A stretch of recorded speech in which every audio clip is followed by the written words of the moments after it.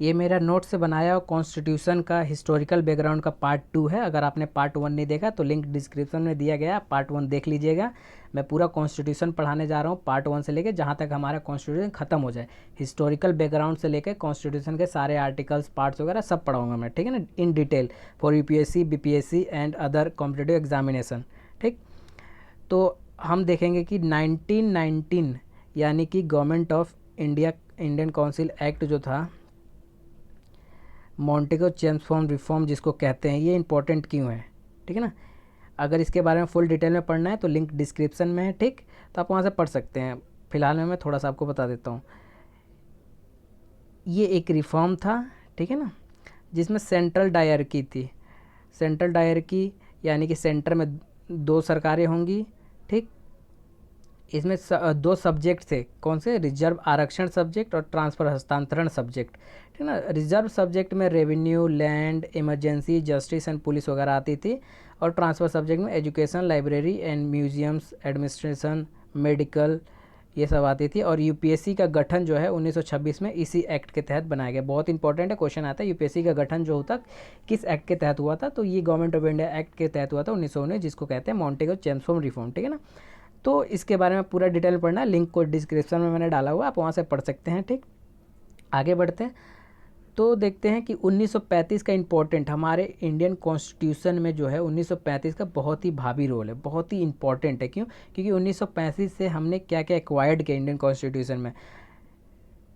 यहाँ से हमने सेंट्रल डायरेक्टरी लिया है, ठीक है ना, SC supreme court, provincial autonomy, ये सब हमने लिया है। इसका भी जो मैं लिंक डिस्क्रिप्शन में डाल दूंगा, इसके ऊपर मैंने पहले वीडियो बनाया हुआ, आप वहाँ से देख सकते हैं, ठीक। क्योंकि हमें कॉन्स्टिट्यूशन स्टार्ट करना है, आर्टिकल्स वगैरह स्टार्ट करना है, इसलिए मैं इसमें थोड़ा थोड़ा मैं आप लोगों को बता रहा हूँ, ठीक है। अगर आप अभी चैनल पर नए हैं तो लाइक, शेयर एंड सब्सक्राइब जरूर कर लें।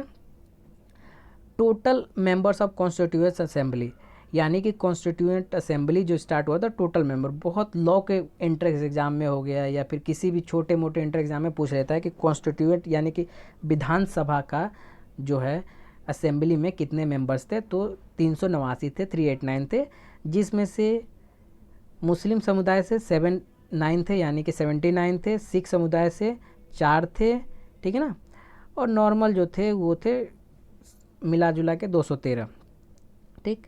अब इनको भी बांट दिया गया।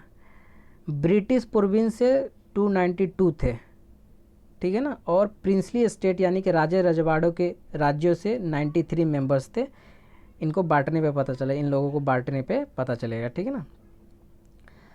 और 4 जो थे चीफ कमिश्नर थे इसके अंदर, ठीक। कॉन्स्टिट्यूएंट असेंबली की बात चल रही है यहाँ पर। यहाँ से एक बहुत इंपॉर्टेंट क्वेश्चन उठता है क्या, कि कॉन्स्टिट्यूएंट असेंबली में फर्स्ट टाइम पे कितनी महिलाएं थी। सबसे तो हम बता देते हैं, संविधान सभा में 12 महिलाएं थी उस टाइम में पे, और एससी यानी कि शेड्यूल कास्ट से जो 33 मेंबर्स थे, ठीक। तो इंपॉर्टेंट यहाँ पर एससी वाला नहीं है, लेकिन यहाँ पर वुमेन पूछता है कि हमारे संविधान सभा में पहली बार कितनी महिलाएं थी, तो हमारी संविधान सभा में जो महिलाएं थी वो 12 थी। ये आपको याद रखना है, क्वेश्चन पूछता है, बहुत इंपॉर्टेंट है, 2013 के 14 के एग्जाम में पूछा है। Objective resolution propose by the Jawaharlal Nehru, Jawaharlal Nehru जो थे हमारे बाद में जो प्रथम प्रधानमंत्री बने, उन्होंने उद्देश्य प्रस्ताव जो है पारित किया, उन्होंने उद्देश्य प्रस्ताव रखा, रेजोल्यूशन प्रपोज किया किसे, कॉन्स्टिट्यूशन असेंबली के सामने। कब किया था? 13 दिसंबर 1944 पे। इसमें क्या था कि हमारा कॉन्स्टिट्यूशन जो है इस बेस पे होना चाहिए। अगर आपने प्रियम्बल का वीडियो नहीं देखा है तो मैं लिंक जो है डिस्क्रिप्शन में डाल दूंगा, मैंने बनाया हुआ प्रियम्बल का वीडियो जो है वहाँ से आप देख सकते हैं, ठीक है ना। आफ्टर द पार्टीशन बहुत इंपॉर्टेंट होता है, क्योंकि पार्टीशन के बाद जब भारत और पाकिस्तान अलग हो गए तो उसके बाद जो है हमारे पास कॉन्स्टिट्यूशन असेंबली में कितने मेंबर बच गए। तो हमारे कॉन्स्टिट्यूशन असेंबली में 31 अक्टूबर 1947 को मेंबर थे 299, ठीक है ना, जिसमें से 229 जो थे नॉर्मल थे और 70 जो थे प्रिंसली स्टेट मेंबर्स थे, ठीक है ना। 26 नवंबर 1949, हम जानते हैं कि 26 नवंबर 1949 को जो है संविधान हमारा बन के तैयार हुआ था, तो कुछ जो है आर्टिकल को उसी दिन जो है अडॉप्ट कर लिया गया था, पास कर दिया गया था। तो वो आर्टिकल ये लिखे हुए हैं, आप यहाँ से पढ़ सकते हैं, ये आर्टिकल लिखे हुए हैं, कौन कौन से आर्टिकल उस दिन पास कर दिए गए थे। और उसके बाद जो बचे हुए थे 1950 में जो है 26 जनवरी 1950 में जो पास कर दिए गए, ठीक है ना। अभी जो फ़िलहाल में हमारे पास है कॉन्स्टिट्यूशन में 22 पार्ट हैं, 395 नो 395 नहीं है हमारे पास, 448 प्लस अप्रोक्स जो है हमारे पास आर्टिकल्स हैं, ठीक है ना। और 12 शेड्यूल है अभी प्रेजेंट में, ठीक है ना। प्रेजेंट में 25 पार्ट हैं, 448 अप्रोक्स आर्टिकल्स हैं, 12 शेड्यूल्स हैं। और पहले जो था ये आप देख रहे हैं 22, 395 एंड 8 है, ठीक है ना। इसके बाद हम बात करते हैं कि फर्स्ट प्रेसिडेंट जो थे हमारे डॉक्टर राजेंद्र प्रसाद, सबको पता है। माउंट बेटन प्लान किस लिए आता है? माउंट बेटन जो प्लान था वो भारत को डिवाइड करने के लिए आया था, ठीक है ना।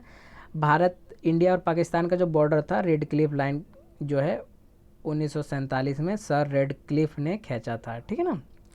चाइना बॉर्डर जो कि मैकमोहन लाइन जिसको कहते हैं, जिसको चाइना नहीं मानती बट इंडिया मानती है कि मैकमोहन लाइन जो है चाइना और इंडिया का बॉर्डर है, जिसको खींचा गया था, इस लाइन को बाउंड्री बनाया गया था 1914 को, ठीक।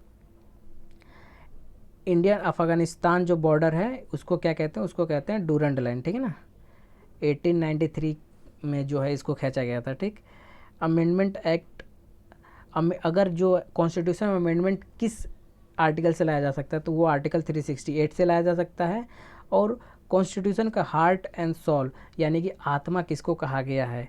हृदय और आत्मा डॉक्टर बी आर अम्बेडकर ने आर्टिकल 32 यानी कि रिट्स जो होता है उसको कहा गया है, ठीक है ना। तो ये स्टैटिक्स में लेके चल रहा हूँ क्योंकि इसके बारे में हम डिटेल में आगे डिस्कस करेंगे, जैसी पार्ट आगे बढ़ता जाएगा कॉन्स्टिट्यूशन में डिटेल में बात करेंगे, ठीक है ना। अगर आप नए हैं हमारे चैनल पे तो चैनल को लाइक करें, शेयर करें और सब्सक्राइब ज़रूर कर लें ताकि आपके एग्ज़ाम प्रिपरेशन में आसानी रहे, ठीक। धन्यवाद, जय हिंद।